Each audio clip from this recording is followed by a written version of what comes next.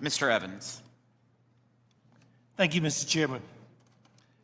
Mr. Ambassador, I'm deeply concerned about the tariffs, and we are talking about it today.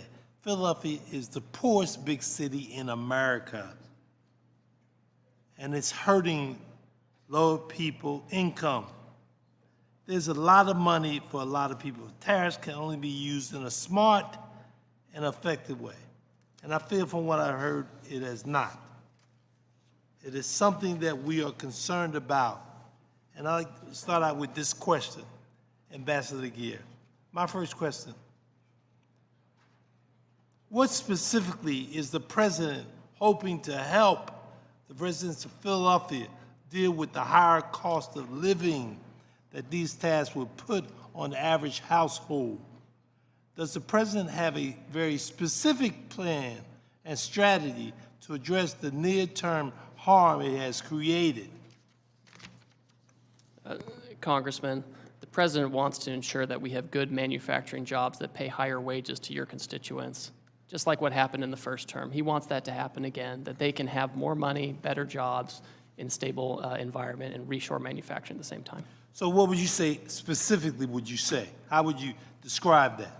Well, I would say to your members and your constituents that we've had a long period of 5 million manufacturing jobs going away. It's dangerous for our country. It's bad for our economies and our families. And the president is taking action to create economic conditions to have more factories here, jobs here in their communities where they can have the types of income that they need to have stability for the working class, for the middle class, not just for the super rich who go and get 3 or 4 degrees, but for people, honest, hardworking Americans who graduate from high school and need a job.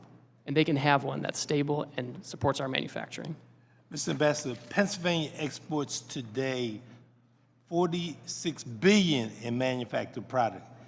These exports support 150,000 people and jobs in the state. I'm concerned that the threat of retaliation from the trading partners will further help Pennsylvania. So can you specifically speak to that issue?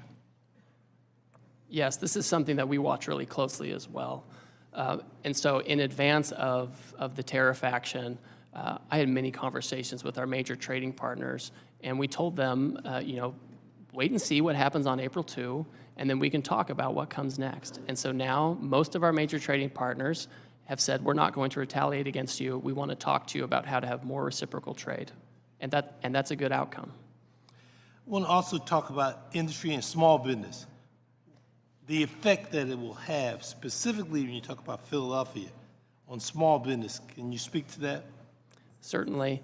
I've actually tasked my staff to work with the Small Business Administration to make sure we're getting the feedback we need from our small businesses. I have an advisory council on small business at USTR, and I've asked my staff to convene that council so we can hear directly from them because we want to make sure that we are hearing feedback in real time. I can give it to the president, and we can understand how the program is working.